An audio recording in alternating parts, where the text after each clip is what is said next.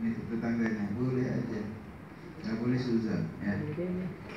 Kita tugasnya Pak Polisi nilang, mau lembar merah bayar hadir di sidang, mau lembar biru dia bayar di bank, itu hak daripada pemakai jalan.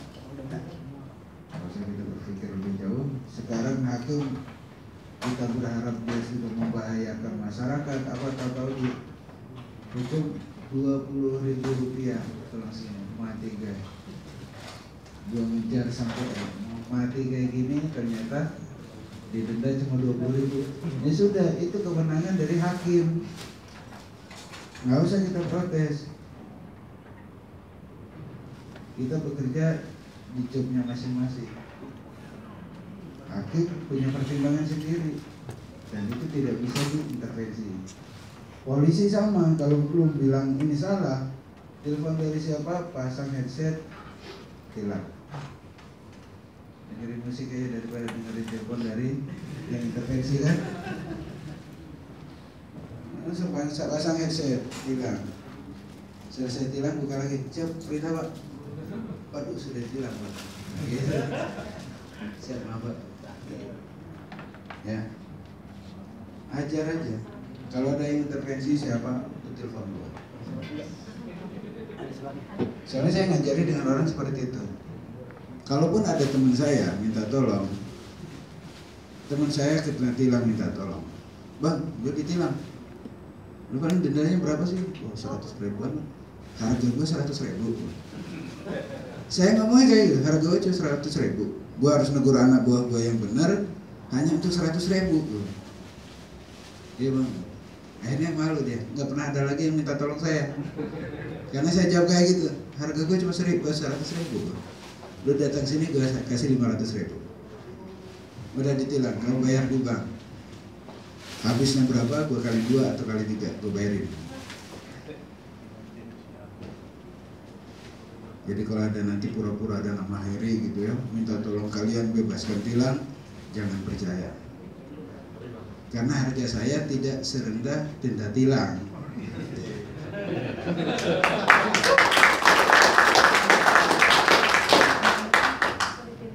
Ya jadi kalau itu tentang besaran denda tilang harus seperti apa itu kewenangan lembaga lain ya, nggak usah kita pikirkan. Undang-undangnya jelas, regulasinya jelas, setiap denda-denda itu Pak Hakim sudah memiliki pertimbangan sendiri. Ya, jawab ya deh.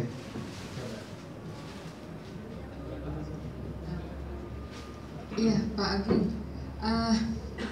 memang dulu kami pernah Pak memberikan rewards gitu ya kepada beberapa perusahaan yang sudah melaksanakan eco-driving di perusahaan tersebut, tapi berhubung karena ada penggabungan Pak, jadi itu berhenti Pak, tapi untuk sementara.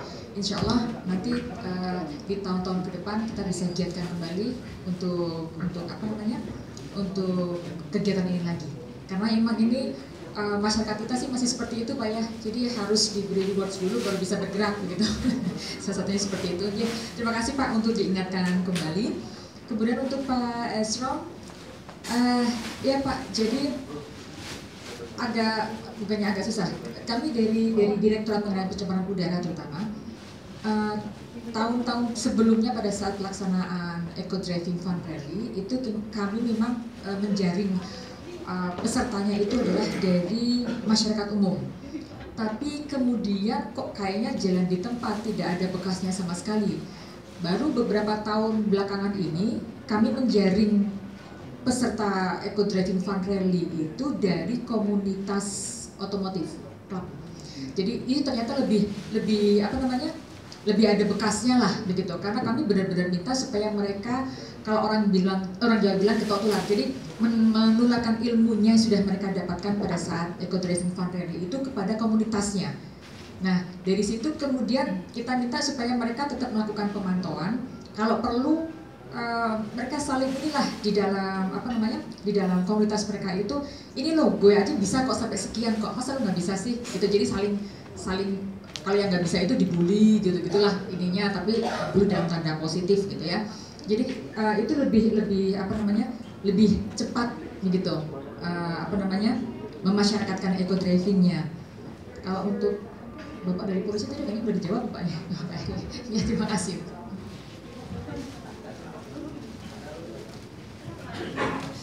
Izin saya menambahkan saja sebenarnya untuk yang pertanyaan 3 sudah dijawab Pak Kombes tadi saya kira ya.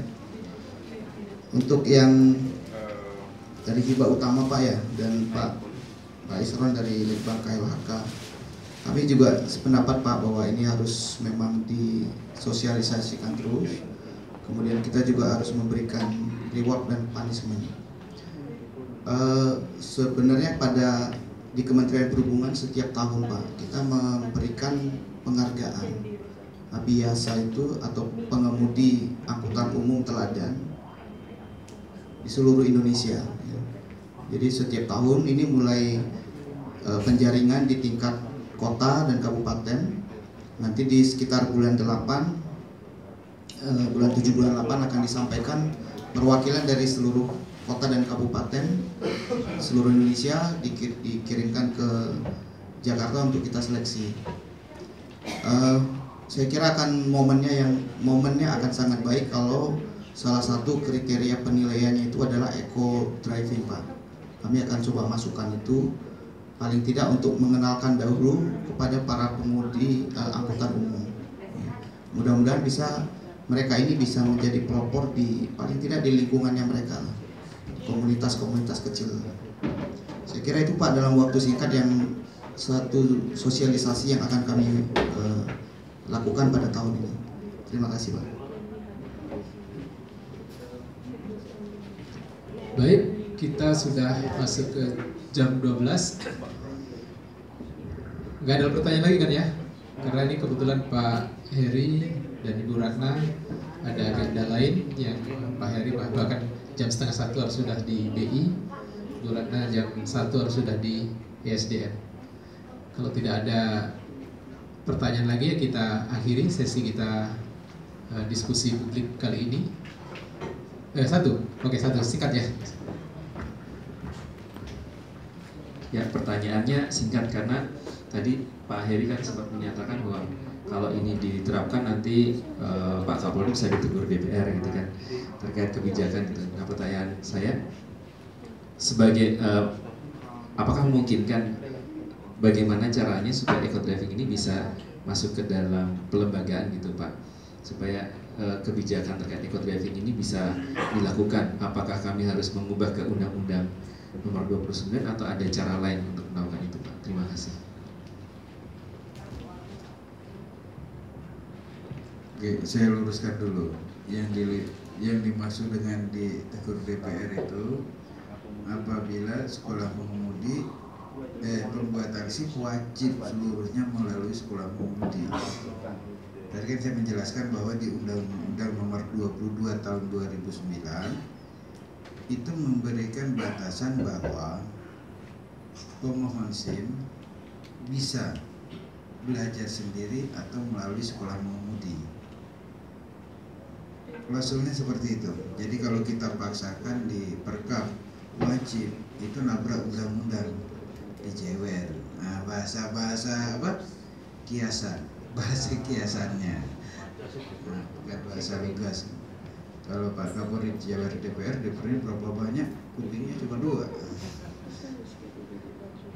Artinya itu bahasa kiasan. Kita nggak boleh menabrak regulasi yang di atasnya.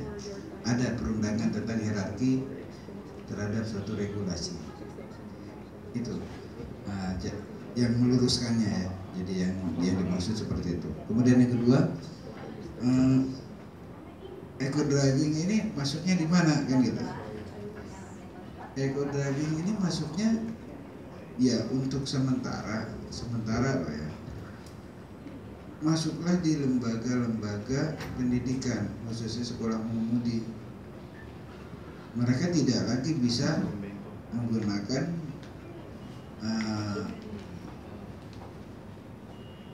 praktek-praktek defensif, hanya sebatas defensif atau safety driving, tapi sudah menerapkan eco driving. Tapi tentunya ini kan harus bekerja sama dengan IMI juga. Nggak bisa dari pihak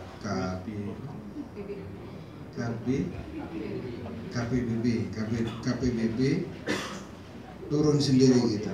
Ada lembaga kita yang sudah menaungi itu. Ajaklah barang-barang ini. Ayo kita bumikan ini eco driving. Mereka komunitasnya sangat banyak. Sekolah mengemudi dia membina juga. Itu yang bisa dimasukkan. Tapi kalau diperkap untuk eco driving, masuknya di mana ya? Nanti kita bahas. Kasih saya masukan yang banyak. Ini loh, larinya ke sini, sehingga nanti perkapnya pun kita, oh iya ini bisa masuk di mana? Karena kalau bagus, saya katakan bagus. Undang-undang kita tuh undang-undang paling bagus loh, paling bagus dan paling menekan, tapi paling dilanggar. Contohnya apa? Batas kecepatan di Indonesia itu 80 loh. Betul nggak Pak? Ada di tol yang 80 km per jam. Ada yang di jalan nasional 80 km per jam. Kalau eco driving kan masuk tuh, ya nggak? Berdayakan undang-undang itu. Eco driving itu pada prinsipnya kan di RPM. Main di RPM sekian sehingga pembakarannya akan sekian. Saya orang otomotif jadi saya paham. Mainnya di RPM. Sama kecepatan sekian. Bisa saja kecepatan 80 masih digolongkan eco driving, tapi di menit keberapa? Di RPM 3 bisa 80 km per jam, di mana jalan turun, Pak? Dan lain sebagainya.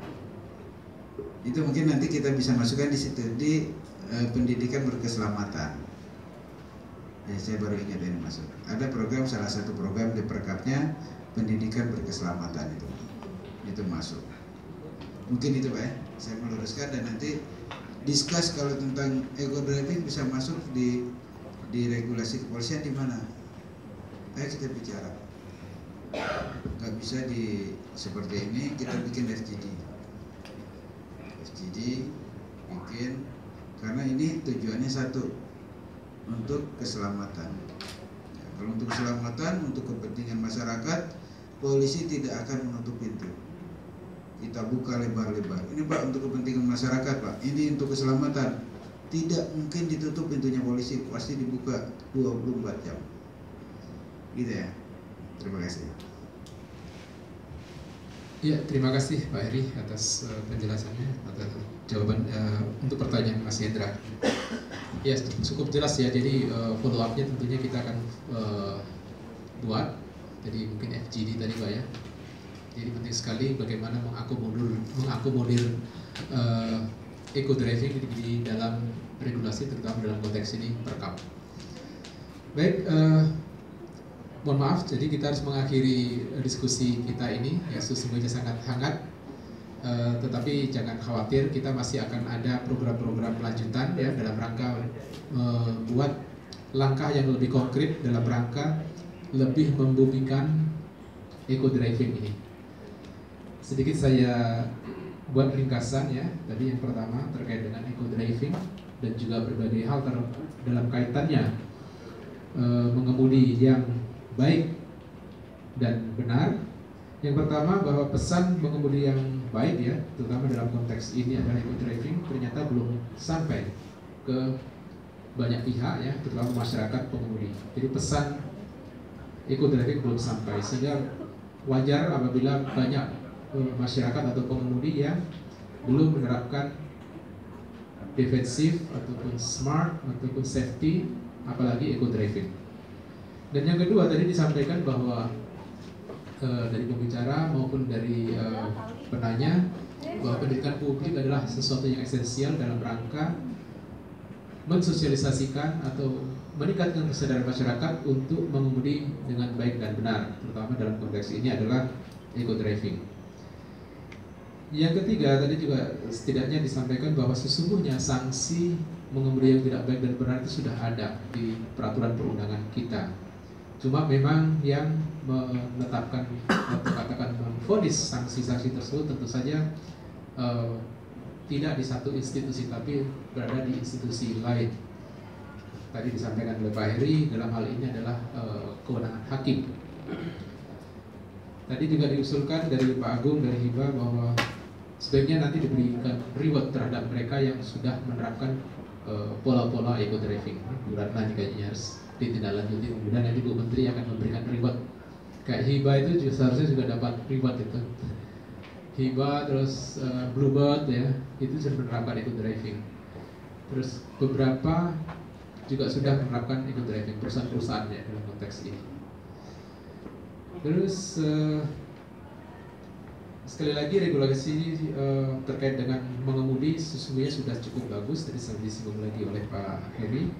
Cuma dalam hal implementasinya tentu perlu juga semacam peningkatan kapasitas berbagai pihak, terutama melalui pendidikan-pendidikan publik yang bisa meningkatkan kapasitas masyarakat, meningkatkan penguatan masyarakat tentang berbagai hal yang ada di dalam regulasi. Yang terakhir adalah perlu membangun sinergi dalam rangka lebih mensosialisasikan atau mengkampanyekan, membumikan eco driving ini. Tadi Pak Heri juga menyampaikan dan mengusulkan sebaiknya kita bersinergi dengan ini. Iya Pak, nanti kita sepakat kita akan follow up ini, kita akan bersinergi, sehingga dengan bersinergi ini kita akan duduk bersama untuk merancang bagaimana eco driving ini bisa diadopsi oleh IMI dan juga berbagai kelompok atau komunitas yang sangat concern terhadap otomotif. Dan yang terakhir tadi soal FGD dalam rangka mengakomodasikan eco driving di dalam regulasi terkait, terutama dalam Perkap, peraturan Kepala Kepolisian Republik Indonesia. Nah nanti kita juga akan follow up Pak, jadi kita akan persiapkan untuk FGD ini, dan tentu saja kita akan datang ke Korlantas, ke KLHK dan juga ke Kementerian Perhubungan dalam rangka menindaklanjuti ini, sehingga nanti eco driving ini benar-benar bisa diakomodir dalam rangka memasyarakatkan, membumikan, dan lebih apabila memungkinkan adalah bagaimana eco driving menjadi sebuah mandatory. Cuma sekali lagi saat ini kita belum tahu trik di mana eco driving bisa menjadi sebuah mandatory. Sekalipun dalam kajian-kajian sebelumnya kita sudah mencoba untuk memasukkan eco driving sebagai sebuah kewajiban, sebagai mandatory yang harus ditempuh oleh mereka yang ingin memperoleh surat izin mengemudi. Baik, itu yang bisa saya ringkas dari diskusi publik kita pada siang ini. Terakhir kami ucapkan terima kasih kepada Bapak Kombes Pol Heri Sutrisman, kepada Ibu Ratna Kartikasari dari Kementerian Lingkungan Hidup dan Kehutanan, dan juga kepada Pak Sabril dari Kementerian Perhubungan. Kita berikan aplaus kepada Ketua. Terakhir, mohon maaf apabila ada kekurangan dalam memandu diskusi publik ini, dan wassalamualaikum warahmatullahi wabarakatuh. Waalaikumsalam warahmatullahi wabarakatuh. Terima kasih kepada narasumber yang telah mengisi sesi diskusi ini, juga kepada Mas Puput yang telah memandu acara di siang hari ini. Demikianlah acara launching program kampanye Indonesia Eco Driving telah selesai dilaksanakan. Semoga tujuan dari acara ini untuk meningkatkan kesadaran masyarakat berkendara yang cerdas, yang berorientasi kepada keamanan, kenyamanan, ekonomi, dan ramah lingkungan dapat tercapai. Kami atas nama panitia mengucapkan terima kasih atas kehadiran dan mohon maaf apabila ada kesalahan. Asalnya sembilu dari bulu. Jika disusun, jadikan tampian. Saya menyusun jari 10, salah dan hilaf, mohon dimaafkan. Assalamualaikum warahmatullahi wabarakatuh. Kami mohon untuk seluruh peserta untuk maju ke depan. Kita ada sesi foto. Dan Bapak, kami mohon untuk sebentar untuk melakukan foto.